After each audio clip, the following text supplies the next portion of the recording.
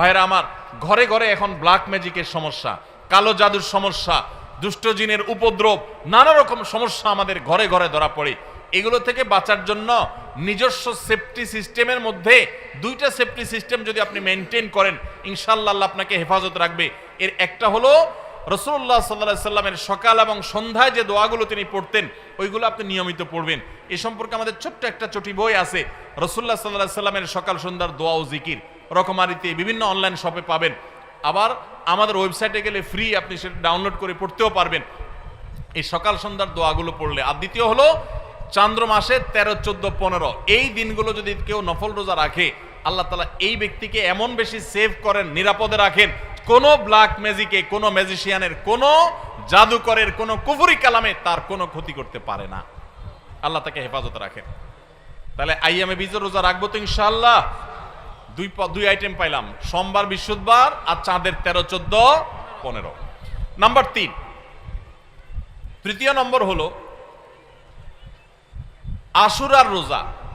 মুহররমের 10 তারিখ, তার সাথে 9 তারিখ যোগ করে রাখবেন, দুইটা রোজা।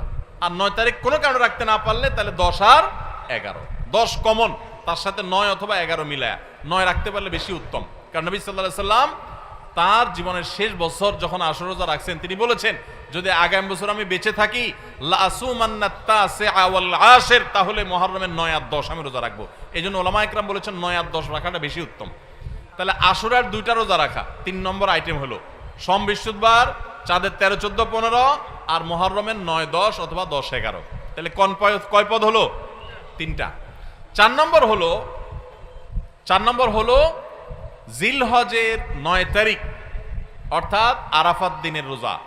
এই দিনের রোজার মাধ্যমে আল্লাহ রাব্বুল আলামিন মানুষকে 1 বছরের পেছনের গুনাহ খাতা মাফ করে দেন, 1 বছর অগ্রিম আল্লাহ সুবহানাহু ওয়া তাআলা মাফ করে দেন। তাহলে এই যে আশুরার রোজা, এর পাশাপাশি আরাফাত দিনের রোজা অর্থাৎ 9 জিলহজ, সেটা আরেকটা আইটেম হলো। তাহলে 4টা হয়ে গেল, আশুরার রোজা, আরাফাতের রোজা, আবার চাঁদের 13, 14, 15 আর সোম, বৃহস্পতিবার, 4টা হয়ে গেল। এরপরে আসেন আরেকটা নফল রোজার জন্য গুরুত্বপূর্ণ আইটেম হলো, গুরুত্বপূর্ণ নফল বা সুন্নাত রোজার সময় হলো আমাদের প্রিয় নবী সাল্লাল্লাহু আলাইহি সাল্লাম সবচেয়ে বেশি নফল রোজা রাখতেন যে মাসে, সেটা হলো শাবান মাস। কোন মাস? শাবান মাস, রমজানের আগের মাসটা। তাহলে সে মাসে আমরা বেশি বেশি নফল রোজা রাখবো। কয় নম্বর হলো? 5 নম্বর।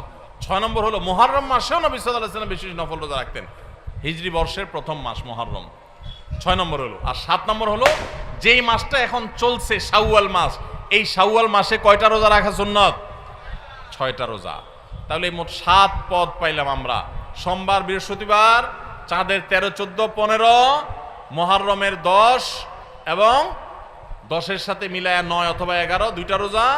আরাফাতের দিন অর্থাৎ জিলহজের 9 তারিখের রোজা, 4টা গেল নি। আর শাবান মাসে বেশি বেশি রোজা, মুহররম মাসে বেশি বেশি রোজা, কয়টা হলো? 6টা। আর 7 নম্বর হলো শাওয়ালের 6টা রোজা। এই নফল রোজাগুলো, সুন্নত রোজাগুলো রাখবো তো ইনশাআল্লাহ। এখন আর রোজা রাখার ব্যাপারে বেশি ওয়াজ না করলেও চলে। ওয়াজ ছাড়াই মানুষ রাখে। কেন রাখে? কারণ ডাক্তাররা আজকাল আমাদেরকে ফজিলত শুনাই দিছে যে সুস্থ থাকতে হলে রোজা রাখার কোনো বিকল্প নাই। আমাদের শরীরে আল্লাহ তাআলা যে পরিমাণ মেদ, চর্বি এগুলো জমে যায়, যে পরিমাণ আল্লাহ তাআলা পাওয়ার দিয়ে রেখেছেন, আমরা যদি রোজা রাখি তাহলে সেগুলো গলে গলে গলে অতিরিক্ত মেদ, চর্বিগুলো কমে যায়, মানুষ সুস্থ হয়। রোজা রাখার কারণে মানুষ শারীরিকভাবে সুস্থতা অনুভব করে। যে যত বেশি রোজা রাখে সে শারীরিকভাবে তত ফিটনেস তার হয়, তার সুস্থতা তত বেশি সে ফিল করে, অনুভব করে।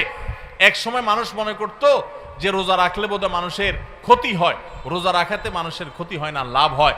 মানুষ খেয়ে অসুস্থ হয়, না খেয়ে অসুস্থ হওয়ার চাইতে খেয়ে অসুস্থ হওয়ার পরিমাণ বেশি।